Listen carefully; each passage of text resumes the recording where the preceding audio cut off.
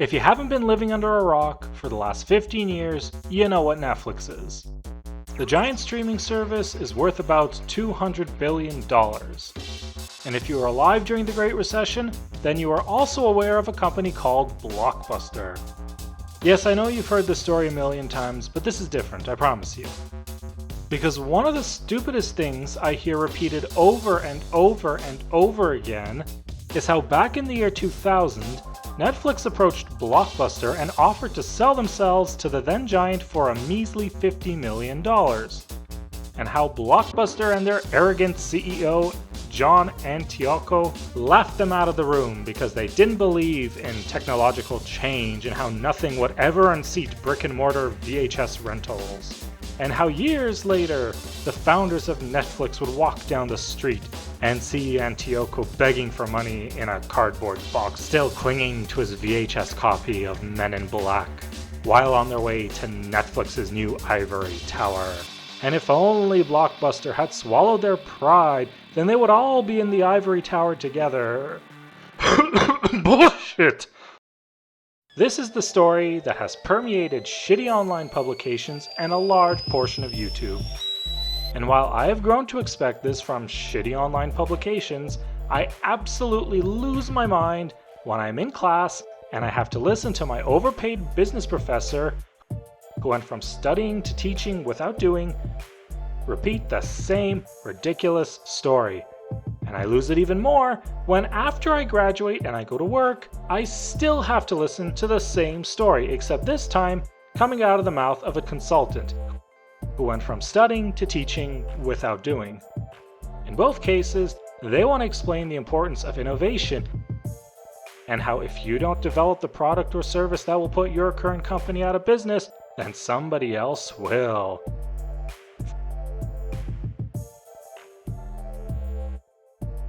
For some reason, possibly because thinking is hard, they decide one of the best examples happened in the year 2000 when Blockbuster spurned Netflix's proposal to be acquired for almost nothing compared to where Netflix is today.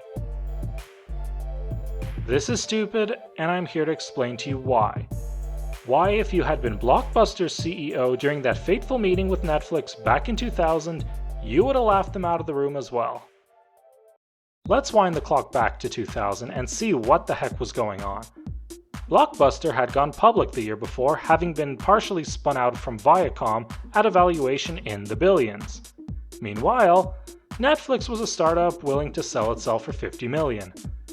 Oof, and that's quite the gap there. Netflix's founding myth is that the company started because their founder Reed Hastings received a $40 late fee for his copy of Apollo 13. I have to agree, Blockbuster so needed to be cancelled for this. That is ridiculous.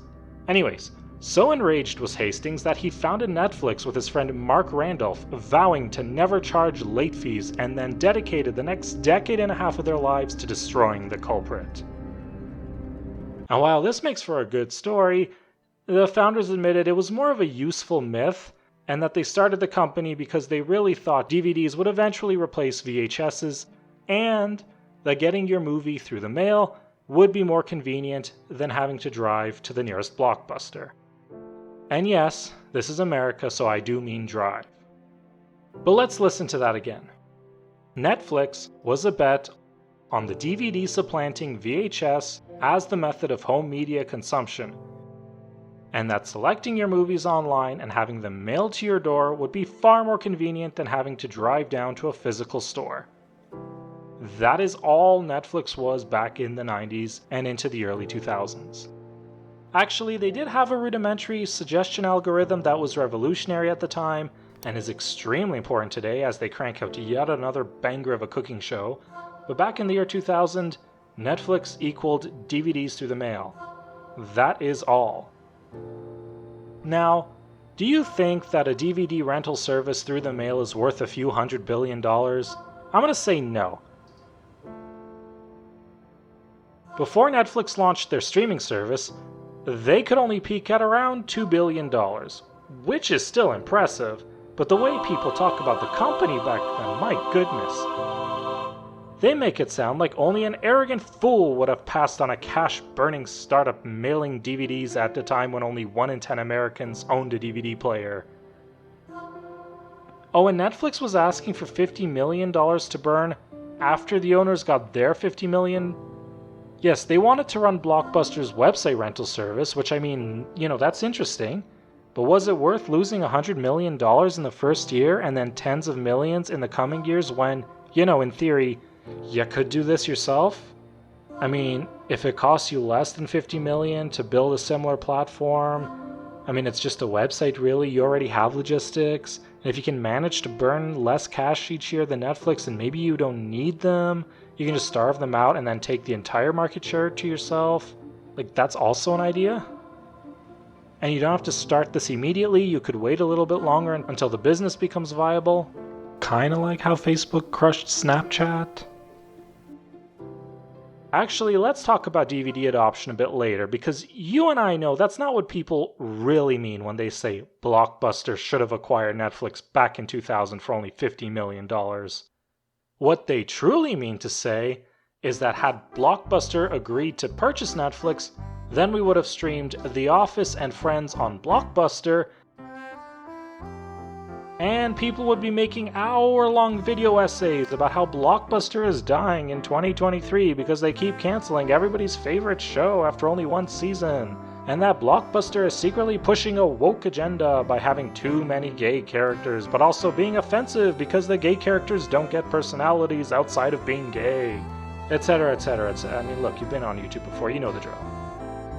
Apparently, in the minds of commentators, who literally can't even get this number right, lazy journalists, and overpaid consultants, Blockbuster was supposed to look at this mail-order DVD company and say, yes, we shall acquire you so that 5 years down the road, the executives, who are all going to stick around, will look at this new thing called YouTube and decide, yes, this is the time right now and the tech is ready for us to build an online streaming service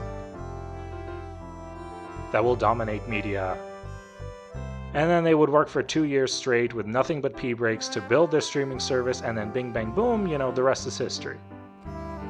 Netflix didn't launch their streaming service until 2007, and it looks like the viability of YouTube, which launched in 2005, may have been the catalyst that convinced Netflix that online streaming had become viable, and this was a whole 5 years after they tried to sell themselves to Blockbuster. Not to mention a whole 4 years before the lossy compression that was needed to make this whole thing feasible was finalized. Stop trying to judge people for not being able to see the future. Don't say, the company that failed to innovate should have bought the other company that did innovate, and therefore a company that failed to innovate would have innovated. I mean, seriously. Also, if you know anything about entrepreneurs like Hastings, you'll know that they don't stick around for 5 or 7 years to build empires for other people. Do you know how I know? Because Netflix wasn't his first tech company that he sold. Had Blockbuster acquired Netflix for $50 million, I would be willing to bet the kitchen sink that Hastings would have left and started a new company prior to 2005 with his portion of the sales proceeds. And you know what? I'm willing to bet that in that alternate timeline, Hastings is still inspired by YouTube and the progress of online video, that he founds a new company called X. Oh wait. Whatever, you know what I mean. Hastings would have founded a new company and developed an online streaming platform, and then this new company would be credited for revolutionizing the way we consume media. And you guessed it, this company would also be credited for bankrupting Netflix and Blockbuster. Except then, the lazy journalists would be writing articles, if you can even call them that, about the top 10 worst business decisions and how, number 1, Blockbuster literally pays Hastings to found company that later turns around and kills Blockbuster. How stupid.